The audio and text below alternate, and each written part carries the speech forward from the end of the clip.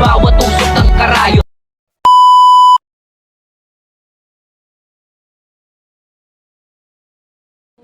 Hi guys, andito ko ngayon sa hospital. Kailangan kong gawin yung aming monthly laboratory. Alam nyo guys, bilang isang dialysis patient, napaka-importante sa amin ang monthly laboratory.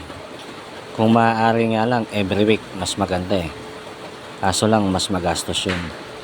Kasi, bakit importante ang laboratory guys? Doon kasi malalaman kung meron hindi tamang nangyayari sa katawan mo, kung bumababa ba yung red blood cells mo, tumataas ba yung potassium mo, yung phosphorus mo. Yan kasi guys ang madalas na ikamamatay ng pasyente pag ikaw ay dialysis na.